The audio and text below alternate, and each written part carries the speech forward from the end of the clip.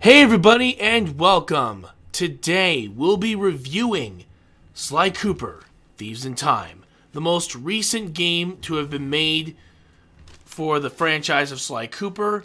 And yes, if you guys are wondering, I did find out this recently that Sly Cooper is possibly getting a television series. Happening sometime in February of 2022. Don't know if it's fully confirmed yet, but it sounds like it might be happening. Joining me today is, of course, my good buddy Spyro. You guys have seen him on the channel before, but today he is gonna be doing the review from his home this time, since we're gonna be getting ready for some company over at the workplace. So, give me a second. I'm just trying to. There we go. Fixed it.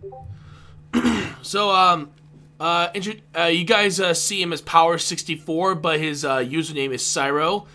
Say hi, bud. Username? Yeah, my username on YouTube is Spyro Hijinks. Hinks Ideas. This because I do ideas. So, tell us a bit about your channel. It doesn't have much, but it's good, and I'm working on something. The things I do have are good, but I am currently trying to work on a series which is taking longer than I thought, called Idea Roadmap, where I take a concept and map out how it could work. Okay. All right. So I still have Project Rebirth on hold. That's taking longer than I wish it could. true. All right. So today we're going to be reviewing Thieves in Time. A lot of people have been requesting this review for a while. So since we already did the Sly Cooper trilogy last time, I thought it'd be nice to finally go back and finally be able to finish this series off with, of course, the last game in the series, Sly Cooper, Thieves in Time. So, Spyro, for your overall score, what do you think it's gonna be? Like, cause we do a score from, and this is also for everybody who's brand new to the channel. We have a scoring system that we do, of course, out of 10 points. How much are you given for each category? We have 5 categories. We have story, characters, music, design, and overall gameplay. About how this long and hard, I think it would be a 47 for me. A 47? All right. Yeah. All right, so we got a There are 47. some things that prevent it. It's pretty good, but there are some things that are preventing it from reaching perfection for me. You know. For me, I'm actually going to go with a 42 in this case because I think it is a very good game. I don't think it is the best in the franchise. I still think that's the second game in my personal opinion. But Each to their own, you know. true. I found that some things were very much improved. That's from very the true. second game. That is very true, yeah. All right.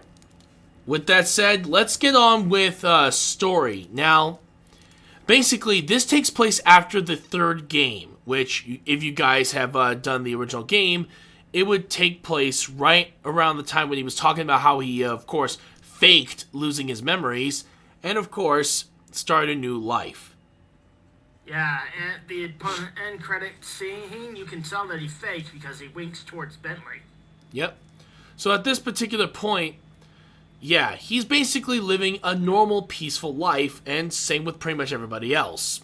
Life seems to be good. With Carmelita Fox as Constable Cooper. Yep.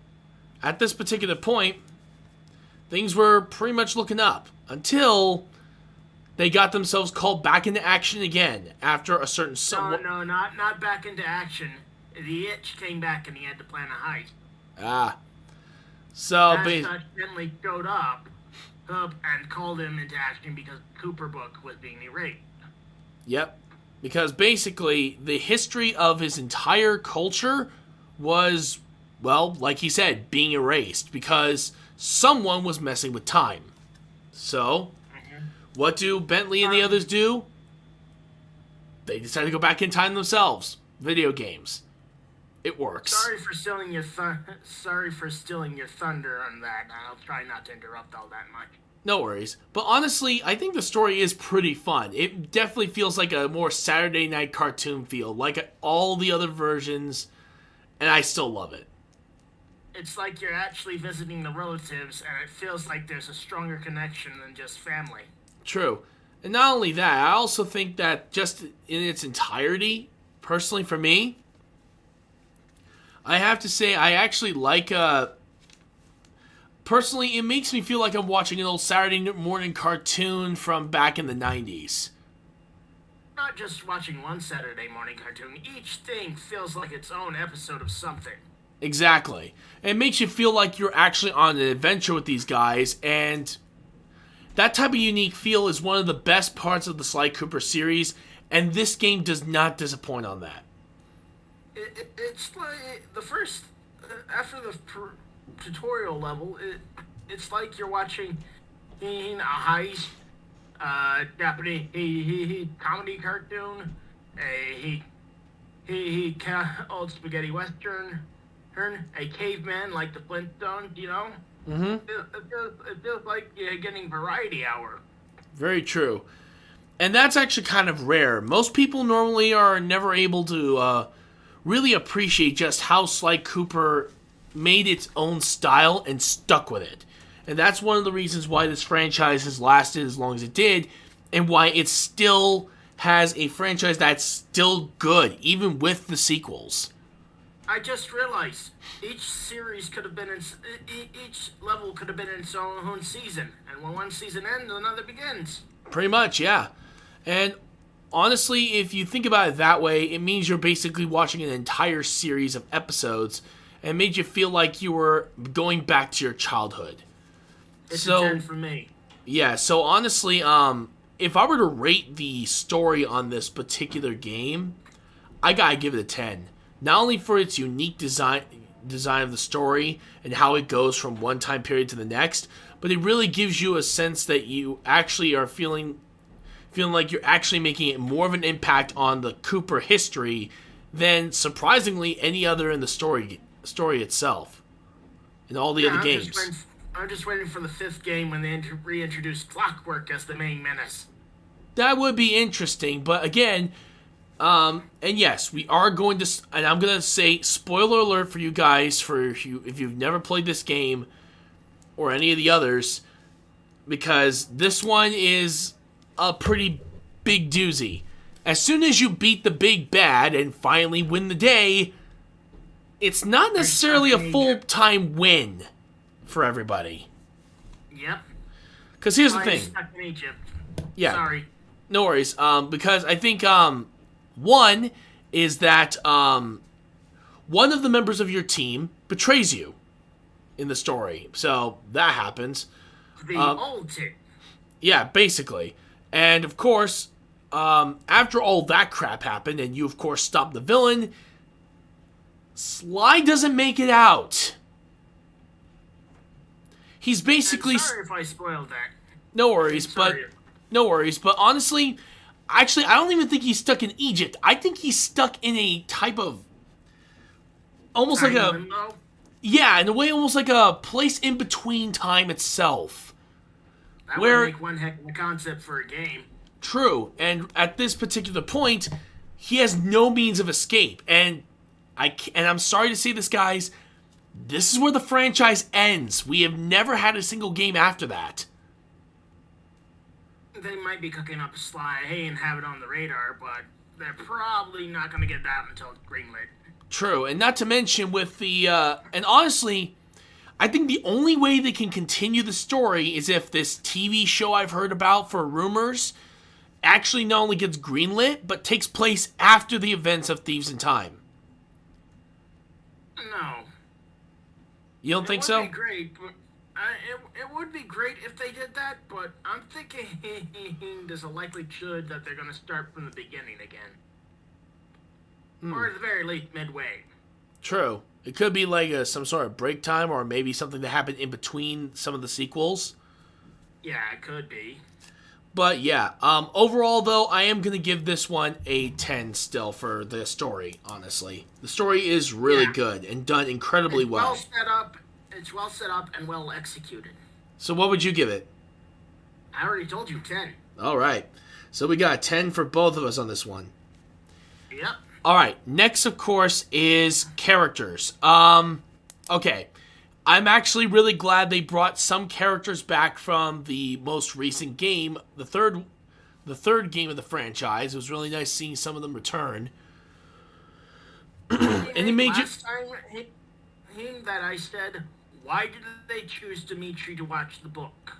They could have easily chosen somebody else, like the Panda King. That's true. I mean, that guy's a little more reliable. Yeah, that is true. But hey, that's their choice.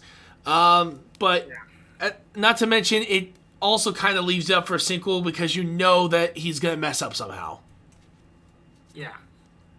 As such, I feel who besides that, everything's been played. Like the tiger, her, you actually feel like he's an eccentric dictator. Her slash mercenary. The person who betrays you, who has their reasons, but ultimately does not have it be justified. That makes sense. Honestly, for what it's worth, seeing a lot of the characters return, having their character arcs actually go somewhere, which again is pretty impressive. It's really rare you get to see something like that in some games. Sometimes when you see so much character development, don't you? Exactly. And when it comes down to it, in some games you rarely see some characters return, and others it really does depend on the series. I think the only few video game franchises I know that do whole character progression, one of them is Mass Effect, which you guys saw me play yesterday. I'm sorry, not yesterday, the day before on Thursday. And yeah, that one was very much in the lines of where you get to see characters return, get to see them develop more, see them actually grow as people, that sort of stuff. But yeah. I give this one a 10. I'm not going to hold Dimitri against him. That's a personal preference. True. Honestly, I don't hold Dimitri that way either, because I think he's more of almost like a comedy relief character. Which, in a series like this one, you definitely need it. You could even feel that he was self-absorbed at times. Exactly. So, he was written that way. They stay true to his character, but I don't get why they called on him. But I'm not holding it against them. True. But other than that, though, the character development was done incredibly well for the series. I am so glad that they managed to bring some of them back. It would be interesting to see some of them return for the possible sequel. Hopefully they do that soon. But I'm hoping. But yeah, it would be. I'm hoping that they bring back another Spy game and wrap it up in a nice bow, you know? True. And with Thieves in Time being a successful hit, you know that eventually they should try to make another sequel. So hopefully they get on it. And also, if you guys don't know, yes, these are the same guys who made Ghost of Tsushima, one of my favorite games of all time. So I think I understand why they didn't put so much time and effort into another Sly Cooper game if they were making that masterpiece. But overall, though, I'm actually going to be very excited to see what they're going to do for a possible sequel if it ever does get that chance. All right. Next is, of course, music. And this is where I've always had a bit of a mixed bag with the franchise with this one. The first game had amazing music. It can't be as bad as number 2. I know that much. True, because me and Spyro have reviewed these games before. And we've already told you guys time and time again, with the first game, the music was always incredible. It was always memorable. But then we go straight into the sequels, and the music almost felt so more generic than anything else. We were ruthless on the second one because we couldn't remember squat for music. True. And when we did the third game, we remembered some tracks, but not all of them. It's been all over the place with the music tracks. Luckily enough, Thieves in Time makes up for it by going at the same quality as the first game. Thank God. Yeah. Its own matches.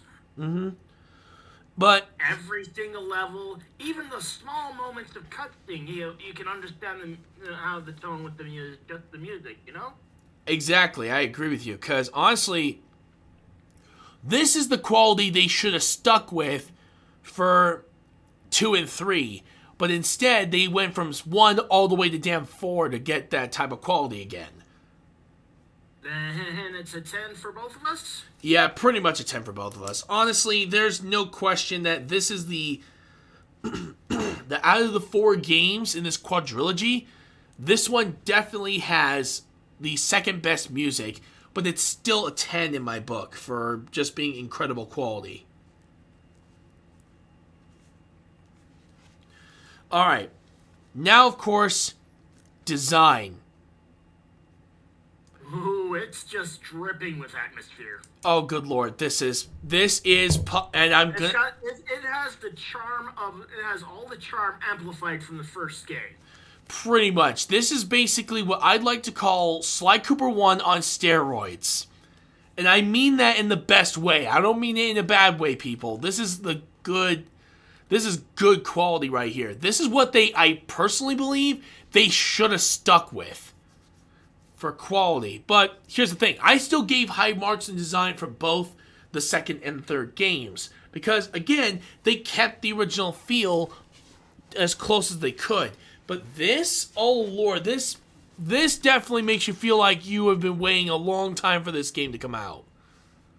Oh yeah, it's rich. It's almost like taking a bite out of a Hershey's bar, and then taking a bite out of only to then take a bite out of a lower end bar twice, and then you're eating a top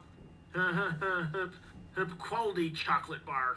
Damn straight. And that's honestly a good description, because when I was playing this, as good as I can think of right now. You know? True. But when I first played this, to describe. huh? I said it's hard to describe and do it justice with description. Very true. And when it comes down to this game, I love it because each and every level is designed in the most unique way, but still fits with the style of Sly Cooper. Here's the thing. The other games didn't necessarily do that well on that department. This one does it in spades and ups its game. They wanted to make sure that you felt like not only were you playing a Saturday morning cartoon, but they wanted to make you feel like you were actually traveling to these worlds in this cartoon-style game. The only time I've ever seen something like this on comparison is possibly Cuphead. And that's because that game has its own quality, amazing work, and all that. Yeah. So what about you? It's gonna be a 10 for me. All right. What about your thoughts on the design of the Thieves in Time? Oh, like I said, it's dripping with atmosphere and hard to do it justice in words, but I'll try. Like we said on story, it's like you're watching your own season of one thing, and then when you move to the next level, it's like watching another. As such, when we played the first game, it felt like we were playing through an entire TV series. Mm-hmm. And then when we got to the other, it like something got cut out of their animation budget, you know? Very true, Well, yeah. figuratively and literally, you know? Yeah. Now, it's like they don't. It's like that they're giving time and attention to the areas that need to have time and attention to. Very true. Honestly, now here's the thing, and he's right about this. Each game is almost like watching a season of Sly Cooper the TV series, which, honestly, if they ever do that, that's awesome. But you get what we mean, though. This game literally makes you feel like you're watching a Saturday morning cartoon. And yeah. Back when they had Saturday morning cartoons. Oh, God. Rest in peace, Saturday morning cartoons. We miss you so much. But basically what we're trying to say is that this made you feel like you were at least enjoying yourself. You felt like you were going on an adventure with these guys like any cartoon would. However, at the same time, it still had the same great humor and, of course, some of the best action you could see in a cartoon series like it. And when it comes down to it, yeah, he's right. It was like literally they started going. It was almost like how a series can sometimes have its budget cut, and they have to, of course, make up for it by using lower quality animation. I think one show I remember in particular that one of my friends introduced me to years later was the Cowboys of Moo Mesa, I believe this show was called. First season looked that would be a thing. Cowboy Yeah. Cow. Yeah, here's the thing. The series is incredible in the first season and it had a really good message to boot. But then the second season rolled around and you could already tell that the budget went down big time on it. So, as I already have mentioned a few times before, that's kind of what happened. When it comes down to it though, yeah, that's kind of what it felt like for the second and third games. But then when you get to the fourth one, that's when they really put the budget back in and they're like, yeah, this is what we were expecting from seasons 2 and 3. Yeah. Sad thing is, the story he's pretty much played out some areas, so they don't have much to work with right now. True. And not to mention, and yeah, I am going to say this, yes, the stories were still unique enough in the second and third games. It's just that some areas were almost dropping quality or they just didn't put enough time in. This one, you could tell they put as much time as they could as possible into this game. You felt the passion. Oh, yeah. Alright, now we're going to take a look at gameplay. And What was your score, man? You didn't reveal that. I already said I was going to give it a 10. Oh, I said I was going to give it a 10. I didn't know that you said you were going to give it a 10. Oh, yeah, my bad. I agree. I must have forgot to say 10. Alright, now we're going to go on to gameplay. And if you guys are wondering why we're doing only one game this time, is because I can't believe I'm saying this, but we got a lot of questions this particular game in particular. I'm not even joking. Oh, bye. But yeah, that's one of my that's my god sister. I just realized something. The quality, it kept some things from the first and second game, but brought up the quality, elevated it to where it was more stealth-like in Sly Cooper.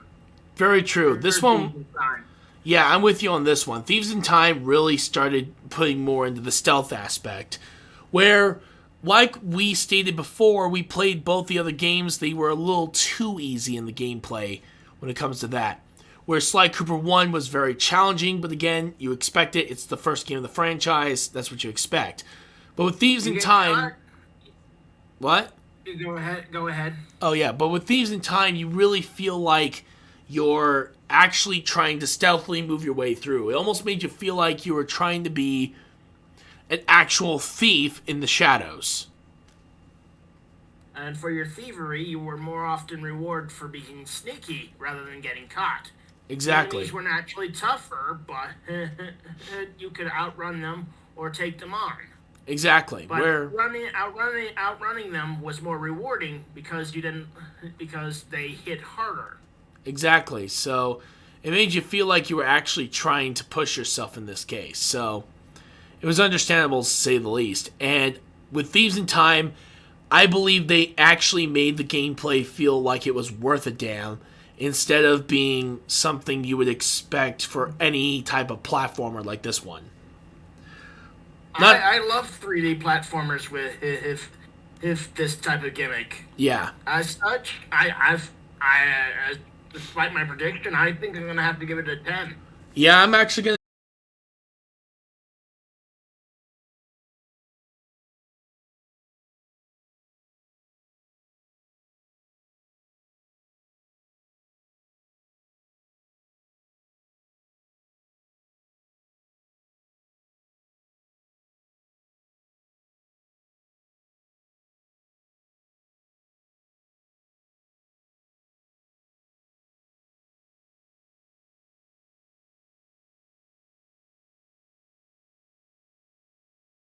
Try to choose a new story for the game of Sly Cooper what would you choose as the story? Still go the thief route, but I'd probably go around the time. I'd probably go for Bandy. Well, for her forming the gang in a bigger way. You know, instead of just the key three, we form it up into factions. You know. Okay, that makes sense. Basically, Murray being the muscle and leader of a brawling group. Oh. Bentley being alchemy, being a scientific group, and Spy being a foot guy, for his own clan, trying to help his two thieving buddies out. Okay. With her group. Nice. As such, I would keep it going in that direction and expand a more thieving group.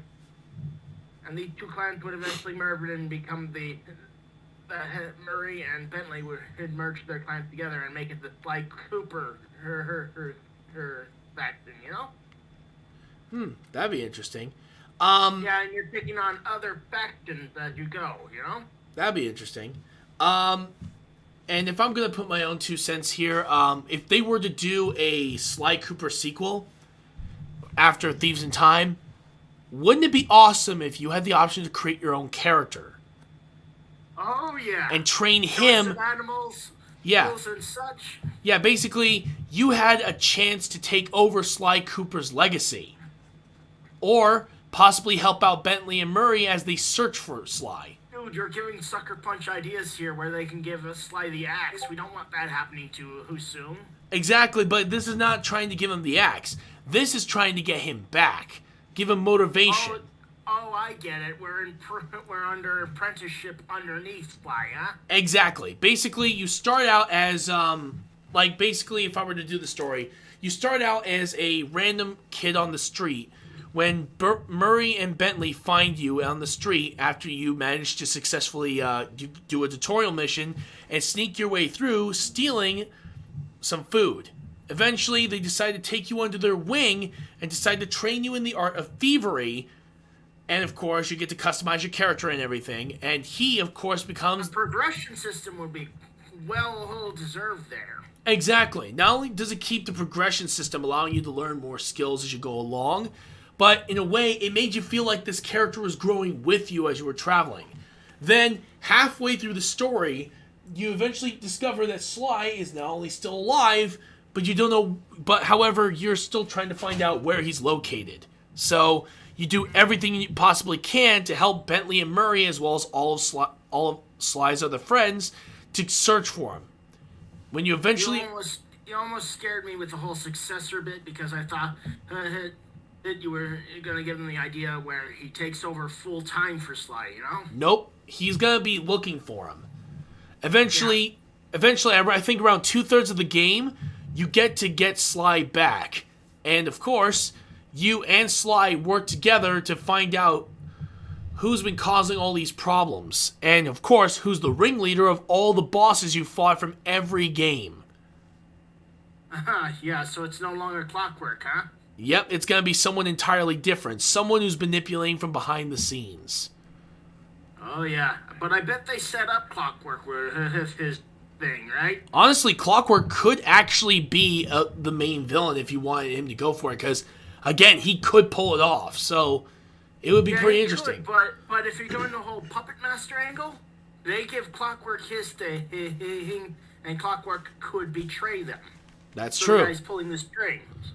That is true, and it could definitely work out. Yeah. Take a look at Final Fantasy VI. If you know that game, there's Kefka, who looks like some sort of clown. He rises through the Joker. Yeah, basically... the Joker of Final Fantasy. Yeah, basically he rises through the ranks, manages to get up to the second-hand position to the king, and then he murders the king, uses the power of the... damn it, I forgot what it's called, but basically whatever. He uses the device to wipe out most of humanity and basically succeeds in his plan. The heroes don't win. However, in this case, I think, and of course, to set up for a possible sequel, you and Sly lose. However, this time, and this is where you, of course, have two options. And I'm going to give multiple endings here. One of them is that If you do not collect everything in the game, Sly pushes you out of the way of the blast, and he dies. Then it's up to you to save the day. Yeah. Ultimately, you have to save the day and, of course, defeat the main villain. But if you collect all the collectibles in the game and then face down the final boss, you can actually save him in return. And the two of you work together to stop him. So it gives you more incentive to find the true ending of the story. Mm-hmm. Or at least that's what I would do. How would we lose, man? Well, it's not necessarily you lose. It's more like you'll lose one of the characters. Like, say if you decided to do... If you decide... Off ramp, there has to be something that happens to cause ramifications, you know? True. First of all, like, say if you decided to do a speed run through this game, and you barely collect anything. Instead of you...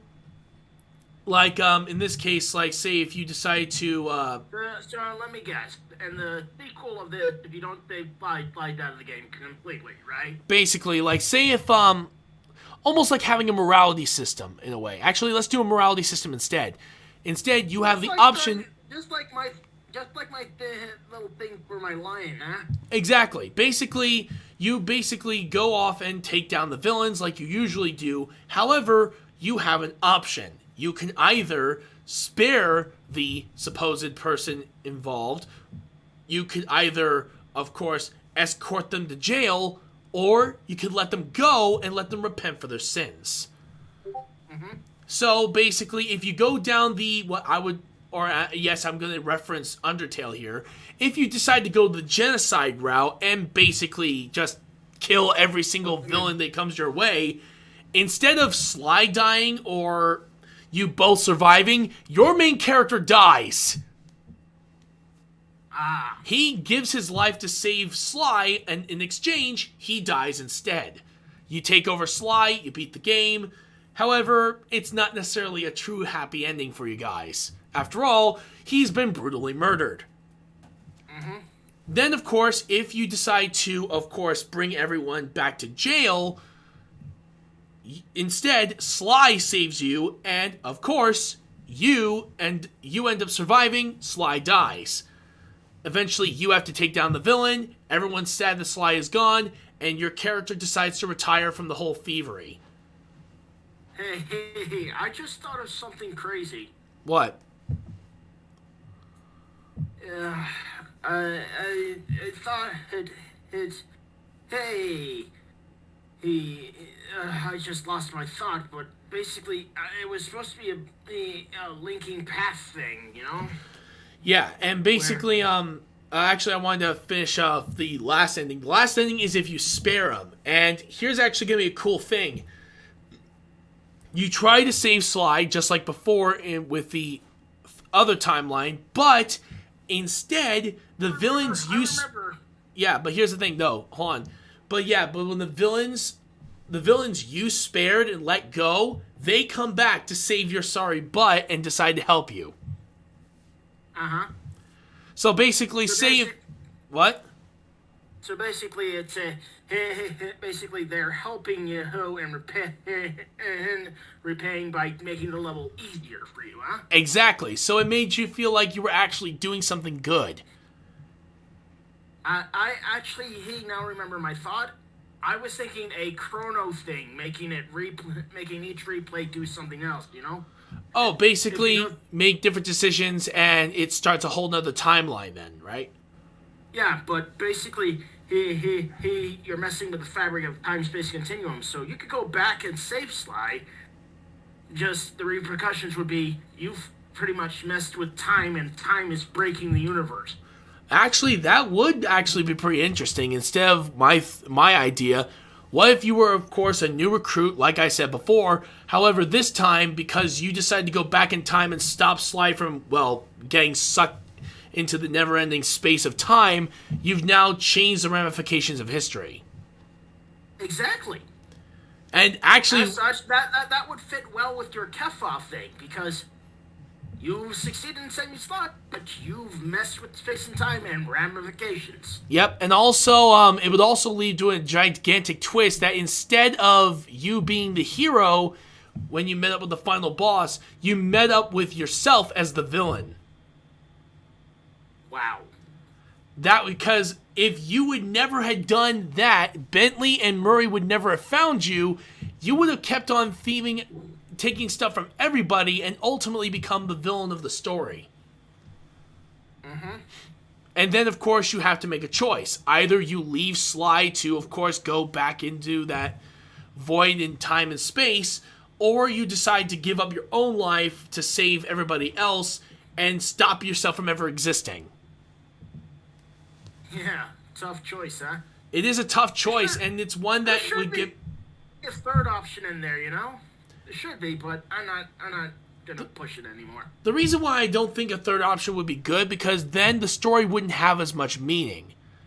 It's like it's like with Mass Effect. There technically was supposed to be a third option to save both Kaidan and Ashley, but they thought it wouldn't necessarily go with the theme of the game, where you just can't save everyone. It's not possible. So they got rid of it and stuck with the two, choosing one or the other. Yeah. Where they did add that in the second game you had to make sure that everything was done right, or otherwise they're going to die either way. Yeah, I like my faction idea of remaking things, you know? Mm-hmm. I think it'd be pretty cool to see that type of idea come to life. All right. Big Boss Murray, hey, and Guildmaster, her Bentley. For the win, baby. All right, we have another question here. And this one is from... Well, I promised them I wouldn't say their names. But they said, Dear Spyro, if Sly Cooper would have been selected for Smash Bros., since we already know Sora is in, what would you say his moveset would be like? Wow, we've already covered this one, haven't we? Yeah, we actually did cover this in our last review of the show. If you guys want to check it out, it's one of my older RetroActive's corners on YouTube, if you want to check out that particular answer for yourself. Because we can rehash it if we want to, man, but... True, but at the same time, dude, we went into such detail on that. Yeah, you remember the whole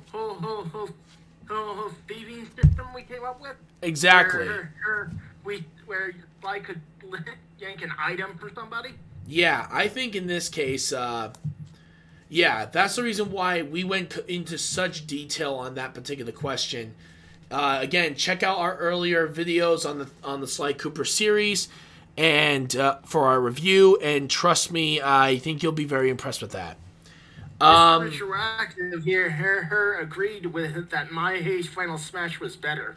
Yeah, his Final Smash choice that he made was actually pretty impressive. All right, so. Well, you made one alteration to it, if you remember that. Yep, it's been a while. I don't remember that much on that, but that was a while ago. That was right around the time we started the show.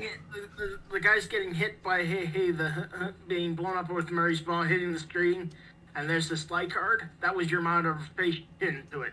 Oh yeah, I would put down the Sly Cooper card if it was the last stock, similar to what Joker's Final Smash is, that if you managed to kill him with the last stock, then it would just go onto that particular screen like that.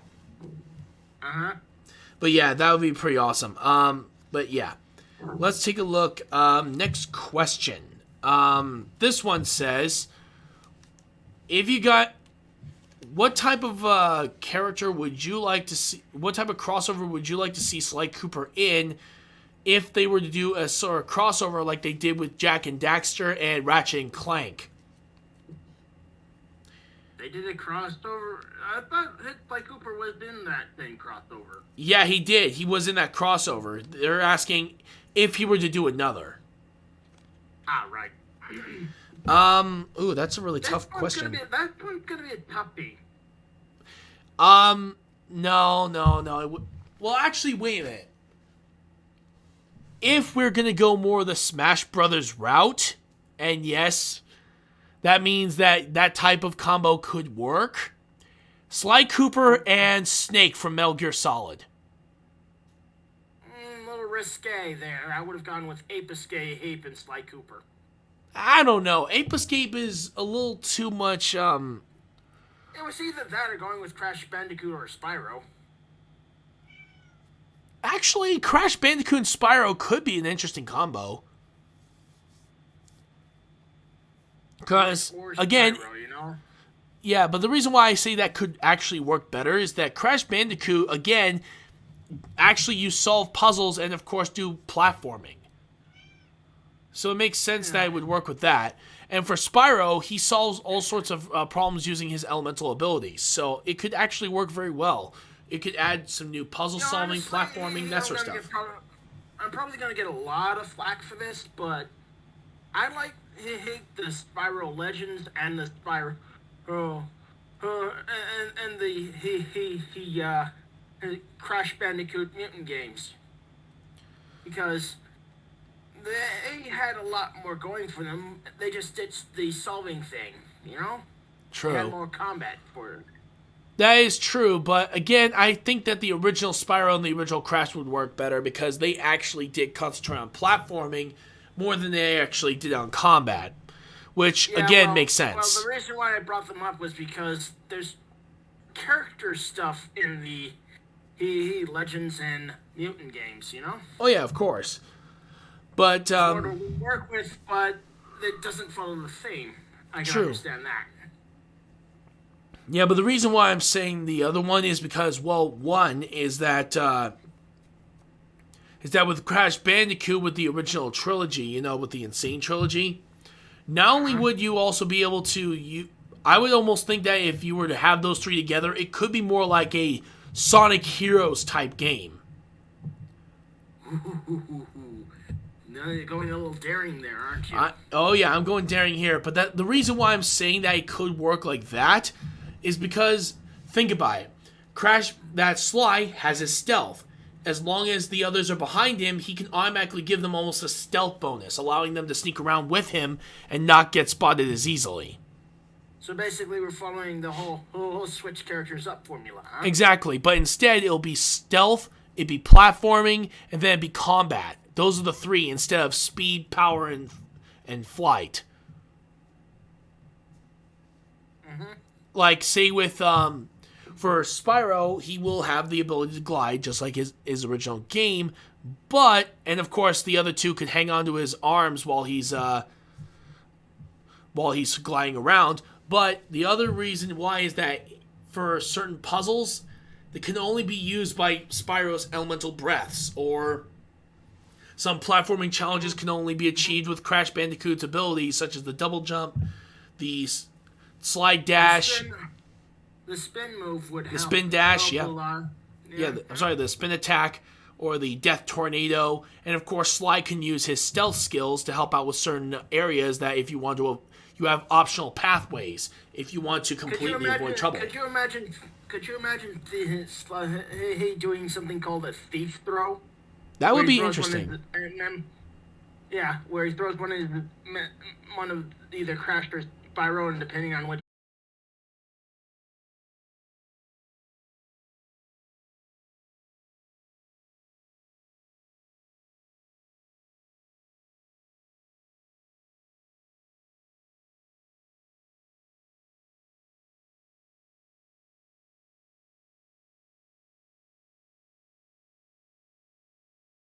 And feel of the Sly Cooper games. I could see that working.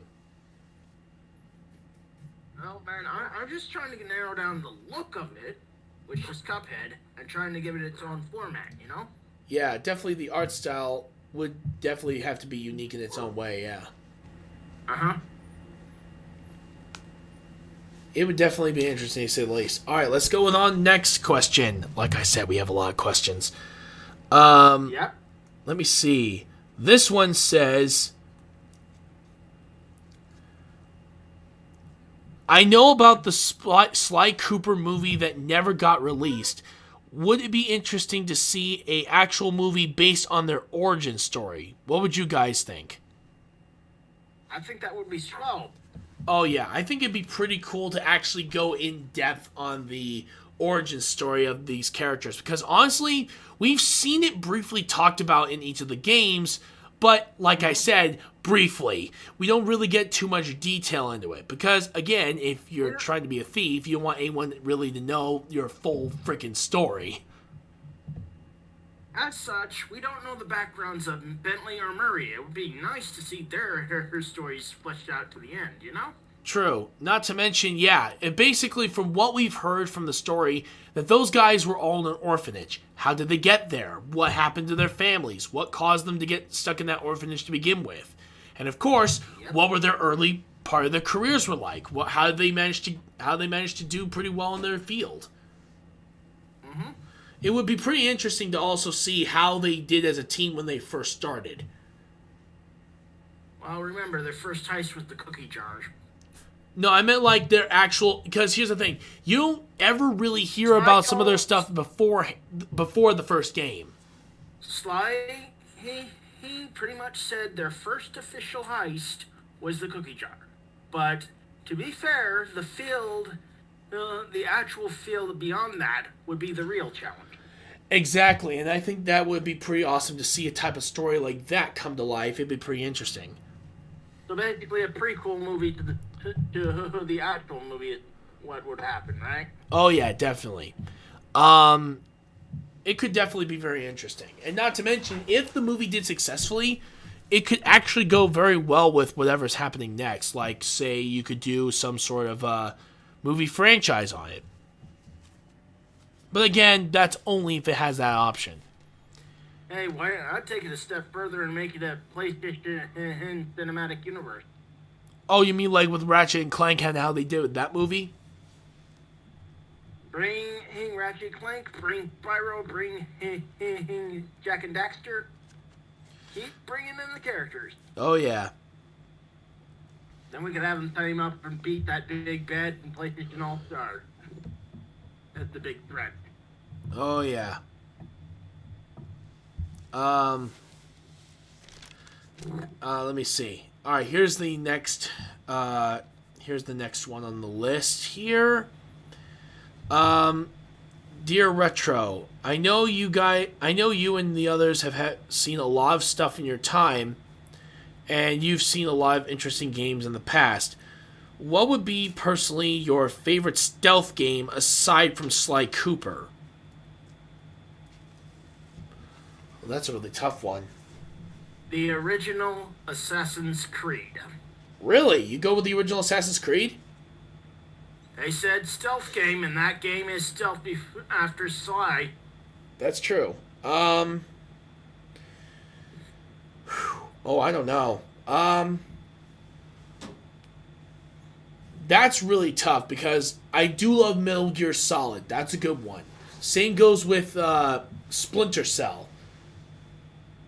But if I were to choose one from the Assassin's Creed series, it's gotta be Brotherhood. That's my all-time favorite. That one.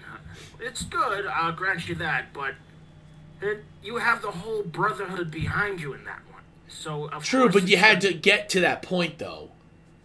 And when you do, you're teaching them stealth and skills that you will eventually have them use when you decide to ask for their help. And that's only during certain situations.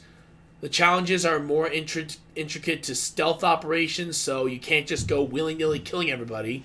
So it made you feel like you were actually earning the 100% synchronization by doing it stealthily. Mm-hmm.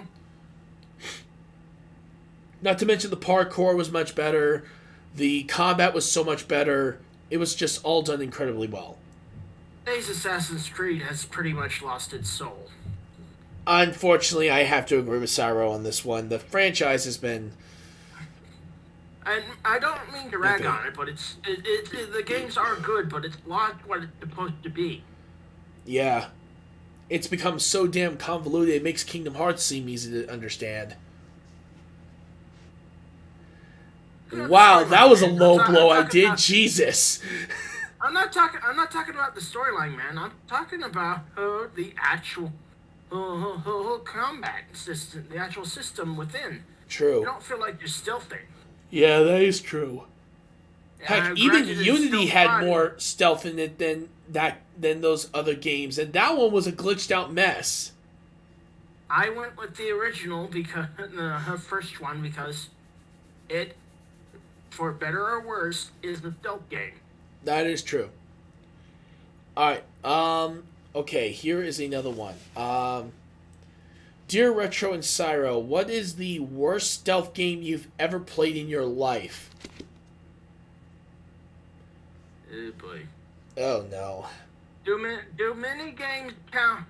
Do mini games count? Let me read the question. Mini games do not count. Son of a. Honestly, Darn it.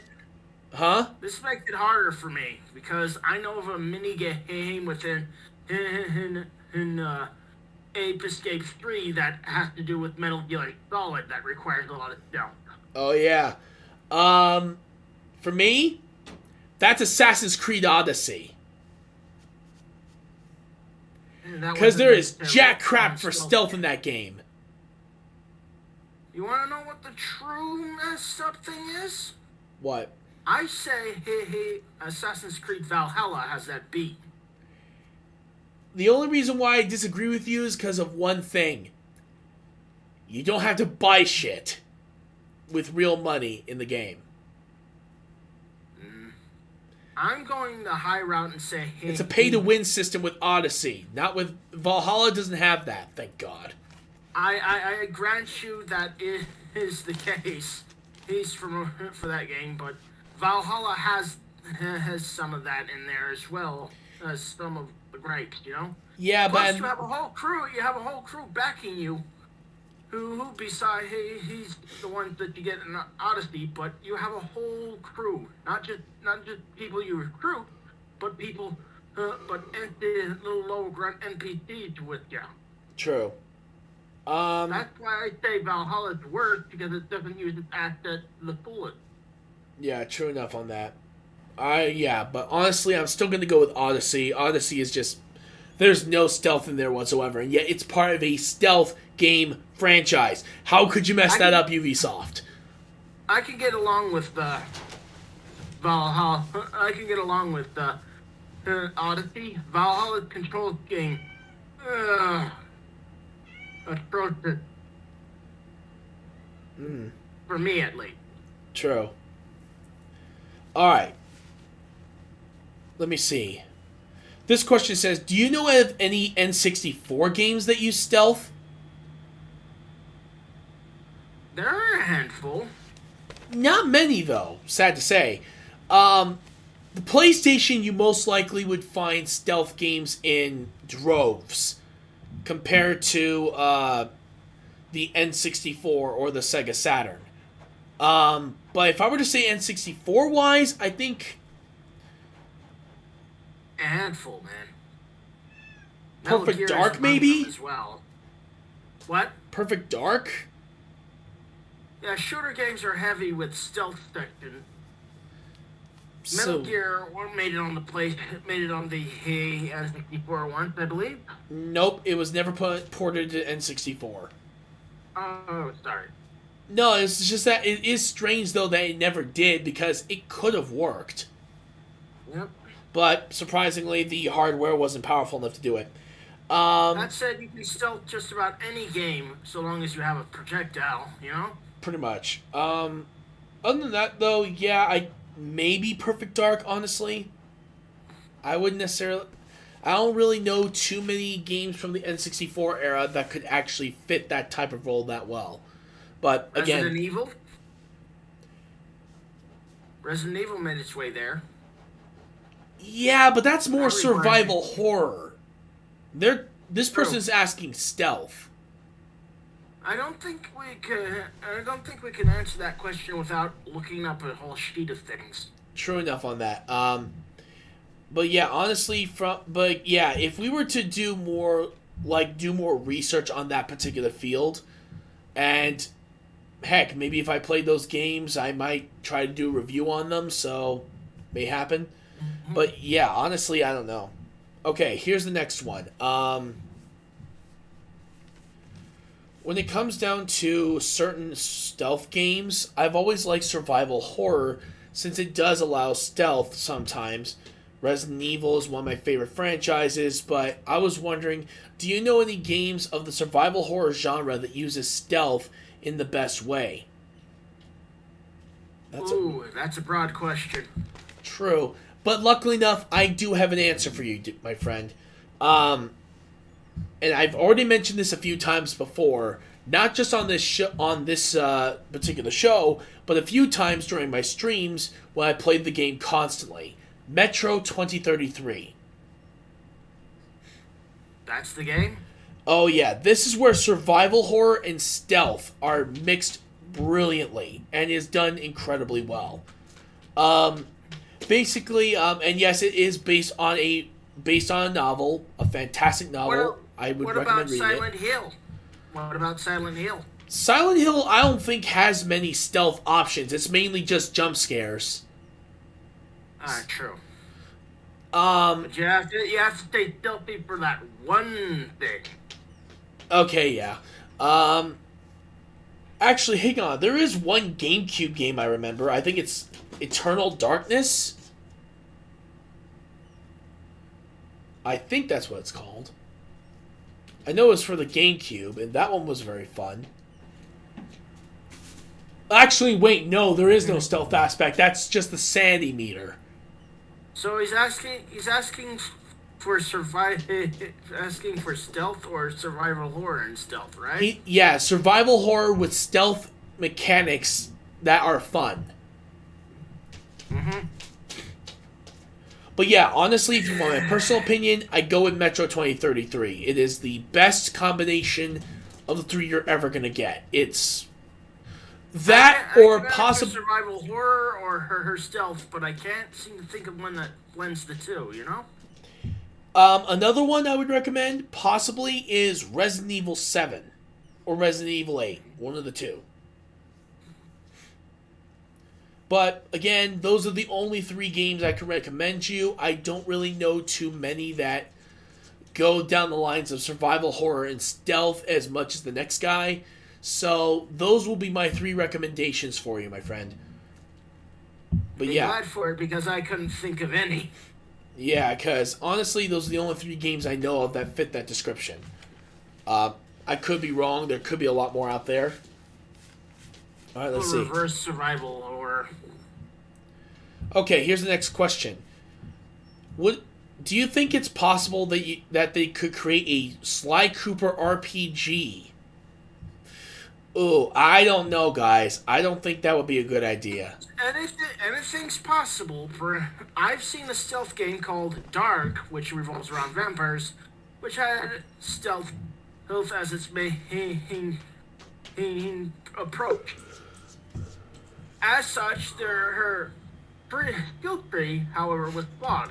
All you have to do is balance out the right technique for stealth for Sly. What qualities does he have? What do you want to implement? What do you want in skill tree? And then work your way from there and see what needs to be balanced. True. I know this because I play a lot of RPG. Same here. Honestly, if it'd be hard, but it's possible. Very possible to actually have an RPG with stealth. In other words, it's possible but not plausible. Yeah, in this particular case, guys, it's a very, very, very thin road. Yeah. It would be possible, but not plausible. Exactly. But if I were to do it, we may have to, if we were to try to reconfigure Sly Cooper, I think the more you complete stealth moves and, of course, maneuver throughout areas, the more XP you get than you do from battle. That would be my only way of actually getting the XP system to work. That you're rewarded more for stealth and avoiding combat than you are with trying to go for full-on combat. Splitting hairs, man. As such, yeah, the main bread and butter for any RPG game is the skill tree. As such, how you get the experience will definitely balance that out, but it's the skill tree that you have to spend the most time on. Otherwise, the whole game breaks. Very true, and this is where I'm actually going to add a few things, like basically, like I said, if you, of course, avoid combat by using stealth in order to get past them and go on to the next area, then yeah, I could say that would give you more experience than you would get in combat. However, I think for them to do like what he suggested, skills, why not do the same skill tree system that's used in Borderlands? I've never played that. If some of you guys know me, I played Borderlands before. The possibility of using skill trees is like each tree has its own set of skills that you can use. Like for the Sly Cooper RPG game, you can have one that deals mainly with sneaking, another one that deals with acrobatics, and another one that deals with lock picking. So going the Kingdom of Amalur's route, huh? Huh? Going the Kingdoms of Amalur route, huh? Pretty much, yeah. Something similar of those lines right there. And I think it could work very well if you were to put that as something as a way to give yourself a character that could learn all these skills. But on the plus side, it also gives more replayability. But again, that's just me, though. That's just how I would personally do an RPG game of that type of caliber. See two of the trees being called Charisma and Thief, you know? Yeah. I can't figure out what the third one would be. I would say Wisdom, maybe? As such, they revolve around on the skill tree of what it means to be a proper thief. Charisma, Stealth, and I can't think of a third one. Dexterity? That would be in one of the trees, man. Dexterity is how much you can take. I thought dexterity was with your hands. Like, how precise can you be? That's precision. That could work. But yeah, honestly, that's how I would personally see it if we were to make a Sly Cooper RPG. But games like those tend to not do as well. It really does depend on the situation. Sometimes it can work, sometimes it doesn't. It really depends. All right. Yeah. Next. Oh. Okay, this is an interesting question. How do you think Sly Cooper would handle being in a game like Dead Space? Played that, but I know it's a horror space game. Yeah, he'd die. Because trust me. Not necessarily. He could make it the exit if he was stealthy enough. Yeah, but here's the thing. These creatures come from everywhere. If people have played Dead Space, these things come through the walls, they come through the ceiling, they come through the floor. They will come from every angle just trying to kill you. And Sly's not that strong. He's gonna get ripped apart. Remember, he said Sly, but he didn't mention if his crew was coming with him or not. Doesn't matter, they're dead. True. Because here's the thing, you're dealing with monsters that have the ability to rip steel apart easily. This is coming from a guy, I just think Sly could derive, like a few minutes and then die. Yeah, pretty much. But yeah, what an interesting question to literally send him into the middle of a horror game like that one.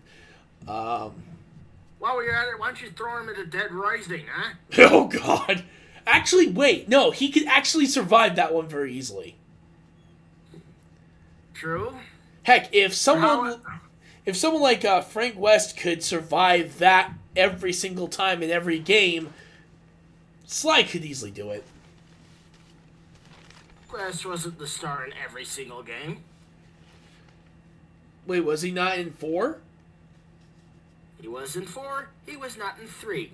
Oh. And in 2, there was another guy until they did a offshoot, and then they teamed them up together. Okay, that makes sense.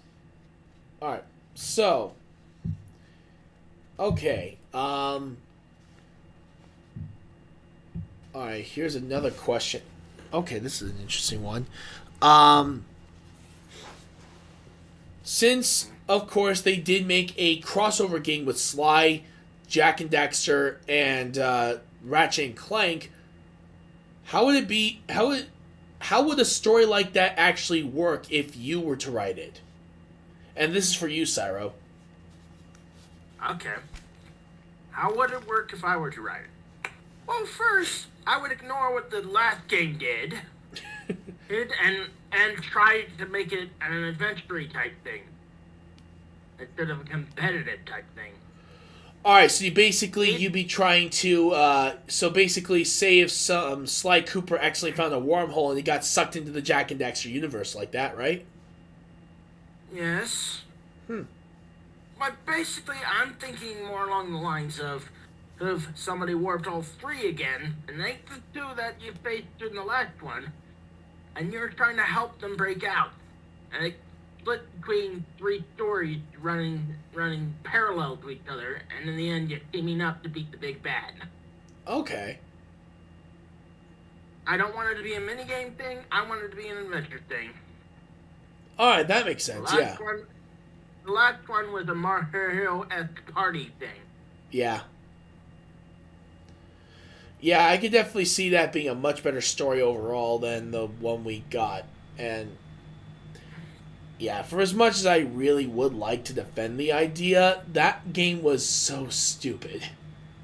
Yeah, you had to have the move controls to do everything in it. True, and not only that, but there was one good thing in that game, is that they did get a lot of the original voice actors for the roles of all the characters, so it was good to hear everybody's old voices again. Yeah. But that's about the only good thing that came out of it. Yeah. Other than that, though... In any case, I could go on and on where I wanted it to go. I could tell you a story about it, but that would drag this video on way too long. Very true. Maybe you could do that for one of your episodes on your channel. What do you mean, one of my idea roadmap? Yeah, I think it'd be pretty cool. Yeah, I'm currently trying to make my way through my first one where I'm doing Mushroom Kingdom Warriors. Nice. It's taking a lot longer than I expected because I'm having sound quality issues. That sometimes happens. Yeah. I've learned that most of it has to do with the music I'm pairing with it, and then it's blaring over my voice. Ah, hey there, sweetie.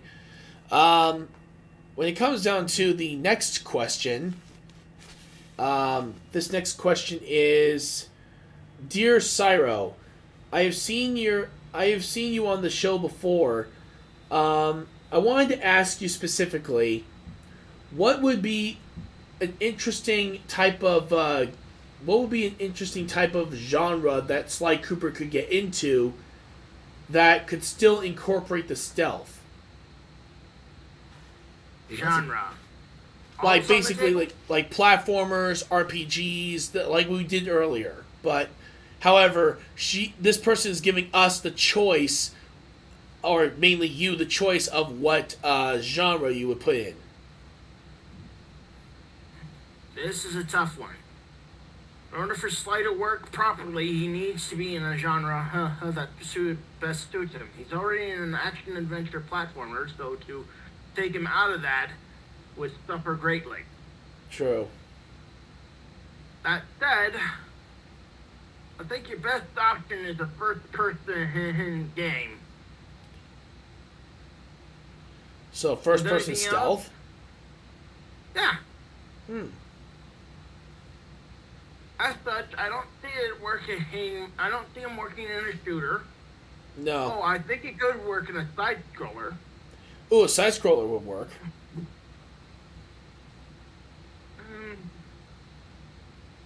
I could see him going into a fighting game, but that wouldn't help his stealth. Yeah. That said, those are pretty much the options are limited since he's already in a big genre right now. That is true, yeah. As many games can dip their toes into several different genres at once. Very Sly true. is in an action adventure, her 3D platformer. That way, her options limited. True. Alright, going to go to the next page here. And we already discussed RPGs, which are a hit and a miss situation. Alright. Here we go. This is another question.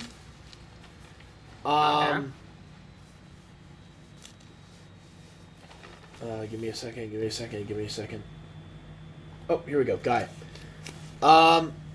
When it comes down to the Sly Cooper franchise, what would you like to... If you were to create your own character, who would he or she be and why?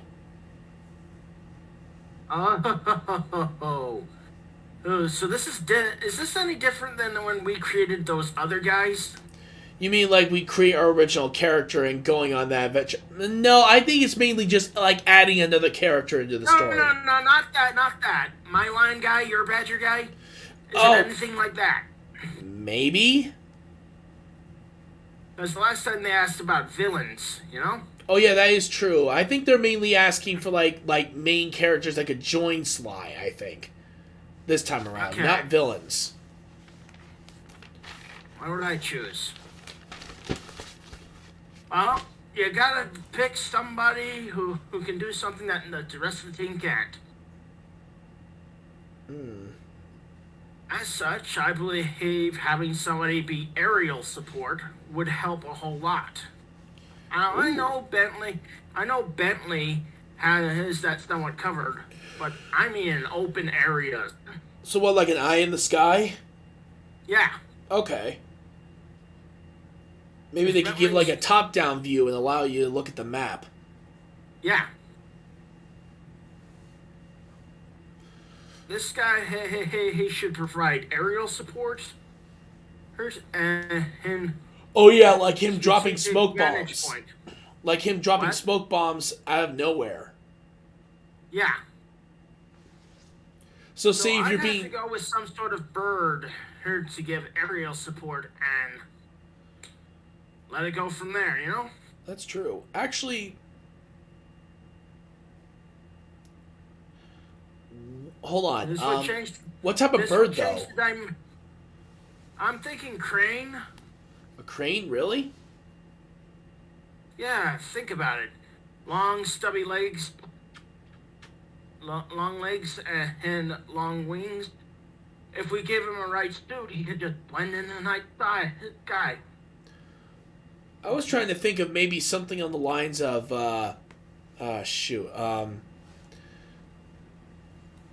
what are those small black-blue birds that have that really bad screeching sound?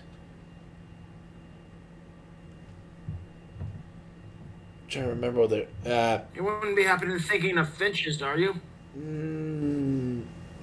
Maybe? I don't know. Actually, no. Actually, no. How about falcon? Would that work? Sounds more like a businessman to me. Yeah, that is true. Yeah, it would have to be a bird that's really good at stealth.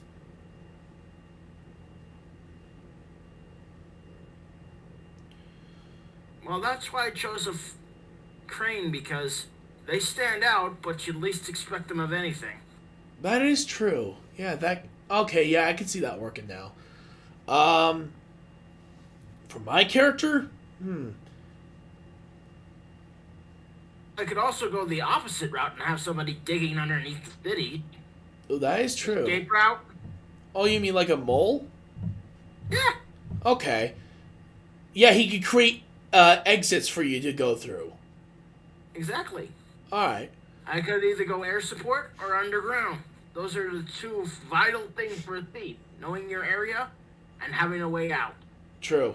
I think for one of the characters I would make someone that's built for speed, a scout. They go into the areas they're supposed to go to, and of course, they take a look around the area. They have to have good memory. And so basically a better Sly, huh? No, actually not a better Sly, just someone who could look around an area and then run all the way back. Almost like someone who could actually outrun Sly. So you're thinking a Jaguar, I take it. Jaguar or a Panther, one of the two. Mm-hmm. For Panther, Black I would Jaguar. believe it would work well with the color scheme anyway. He'd be able to move it through. Jaguar. Oh, you're forgetting there's a thing called a black Jaguar. Oh yeah, there are those two. So yeah, a Jaguar could work too. So he would be Jaguar or Panther, one of the two. But yeah, basically they'd be able to use stealth because of the color fur, like my cat here, Tazzy here. But yeah, basically they would be they'd be able to blend into the shadows very well. But at the same time, they would still have the necessary speed to be able to gather intel and get all the way back to the van to report their findings. Mm-hmm. The other character I would possibly make is someone who can help out with underwater operations. We already got that in Dimitri. I mean, reliably. True that. But however, now that I think about it, that would get rid of Dimitri, and he is very funny. So no, I'm not going to do that. Actually, instead, I would like to see a. Darn it! Do they already have a chameleon as part of their crew now?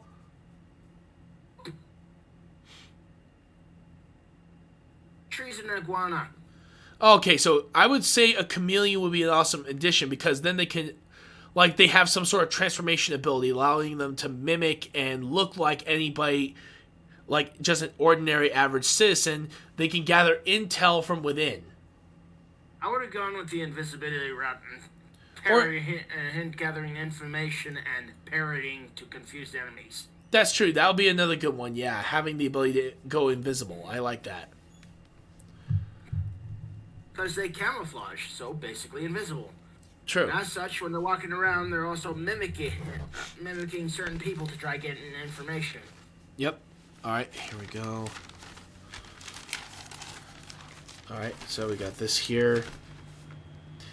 Alright, we have one last question before we end today's stream. Are we not going to do the head special question after this question? Wait, what special question again? I say you always add a non-specific question to the game, you know? Oh, yeah, we made that Retro Evolution, where, of course, if you were in the director's chair, what would you change about the game and why? Not the director's chair, man. Last time, he did last question we did last time was his first question that popped up was which characters did we want to voice from the thing, and then you switched it saying which video game characters do you want to voice? Oh, okay. I take it that we're not doing that again? Hold on. Let me see if we actually have a question. Actually, yeah, we do. But first, this one. This question is that Sly has so many different moves and abilities that he can use. If you were to add your own unique special ability or, say, a tool or something that he can use, what would you build for him? Covered this one before, right? Yeah, we've covered this one. Yeah, we've had a few questions that... We even combined both our ideas into an electric grappling hook. Yep. Honestly, guys, some of the questions you guys gave here are repeats. But honestly, though, now that I've had more time, I think a way to upgrade that electrical grappling hook that we came up with, and this is gonna be pretty cool. What if it was What if it was more on the lines of, what if one of your teammates, like one of the teammates we've created, what if they had a mechanical arm and they used that as it? Well, here's what I like think. An arm. We give it to Sly and we give the guy a mechanical arm. Why not make it an electric wire? Ooh. Have them grapple between each other. Oh, that'd be pretty fun. Not to mention, it could actually lead to some really interesting stealth moves. Mm-hmm. Alright, now. And this question is based on what Spyro was talking about. since we actually had created our characters, they said, if you were to voice your own character, what voice would you give it? So basically, which characters are we talking about? The ones we just came up with, or the ones that we came up with before? The ones we just came up with now. Well, for my crane, I'd probably go with a sort of, hey, you can't be walking here. Oh, so you definitely would go more of a Brooklyn accent then, right? Yep. Okay. And for the mole, as for the mole, I'd go for her. This can't be right, sir. I'm in the right place. So basically like Igor. Around. Igor? More like Bentley. Oh, okay, so someone similar to Bentley, okay. An offshoot of a more snobby version of Bentley. Okay. You? Okay, for the Jaguar, or Panther, depending, I think I would definitely go more of a very, and just to throw people off, it would definitely, I think it would be pretty interesting to have another female character in the group, so it'd be pretty interesting to see a more feminine voice this time around for that type of character. As for the other character, I actually decided to change my idea on that character and actually make him a sort of distraction, like a character who would literally throw all sorts of bombs, explosives, or smoke bombs or whatever. Sorry, to man, confuse the I enemy. cut out a little because of my headset. They need charging. Oh, no worries. No worries. But yeah, basically it would be interesting to see more of a character that could actually do explosives, be able to break into stuff, that sort of stuff. He'd be basically their demolitions expert. And for him, I would give him more of a very low baritone voice, honestly. It would be pretty interesting to see him in that type of role as someone who loves explosives, but at the same time is very much a very somber and quiet person with a low voice. I think it'd be pretty interesting. Still, anyway, thank you guys so much for the questions. This is the most questions we've had so far on the channel. That is awesome. I want to thank, of course, Spyro for joining us on this particular episode. It's glad to have you back with us again. Yeah, it's good to be back for a little bit. Yep. We're hopefully going to be trying to do Back for Blood with Mace on Fire and Contra. As you guys know, Contraband. I'm going to try to see if we can get a schedule with them. And when it comes down to tomorrow, on Sunday, we still have Roblox. That's still happening, but we're going to be doing it later until summertime, where we're going to switch from 12 to 4. For Monday is hopefully D&D. I really don't know what's going to be happening there. We'll have to figure something out in that case, but if they say that they're ready to go, we can still do it. We'll let you guys know. If not, we could do Mario Party. And of course, finally, we have Sports Tuesday. That one, we have Backyard Football 2002. We're going to be playing that game again. I'm really excited to get back into that one. It's going to be really exciting. And of course, like I always do on the channel, is that I, of course, let our guest stars vote on what I actually choose, what they want to, what we review for our next episode. Now, of course, we already have December completely booked, but we still have January, February, and all the other months of next year. So, Spyro, what would you want to recommend for the channel to do a review on? Let me think. My first thought's gone to Kingdoms of Amalur: The Reckoning. Alright, Kingdoms of Amalur: The Reckoning. Kingdoms of Amalur. Oh, sorry, Kingdoms... Hold on. Of... How do you spell it again? I don't know how to spell the first part, man. I just Amalur. I'll just say Amalur. Sounds about right to me. Yeah, I'm going to double check my spelling, though, just in case, because you never know. I could be wrong. Alright, so... Kingdoms... remember. Oh my God, I was right. Then you can, yep.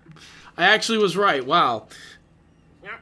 I did not think I was actually going to be right on that one. Awesome. But yeah. All right. So, any other recommendations? I would love to do a Sonic the Hedgehog movie review if that hasn't been done yet. We haven't done that yet. So yeah, Sonic. All right. So Sonic the Hedgehog movie. Oh, hold on. Which one? The newest one. Okay. Just wanted to make sure, because if you're talking about the anime movie, then, oh, boy. Alright, so... I'm already saying that, and I'm not going to go the abridged route. Yeah, not the abridged route, the original. Mm-hmm. Alright, but... Yeah, so, yep, I got them both. Still, thank you so much for joining, man. It's awesome to have you here, man. Also, if you guys like what we do, please follow me on Twitch, Facebook, subscribe to me on YouTube, and please check out Spyro's channel. What was it called again? Spyro Hijinks. It's high with a Y. Mm-hmm. Idea. All right, so Spyro Hijinks. Idea. Yeah, Spyro Hijinks Ideas, guys. Please subscribe to his channel, and of course, check out some of his content. He's done some pretty good stuff so far. So hopefully you guys get a chance to check that out. And of course, until then, I hope to see you all next time. This is Mr. RetroActive, signing out. Do you have any final words to say, bud? Inspiration is everywhere, so where will your ideas take you? All right. All right, have a great day, everybody.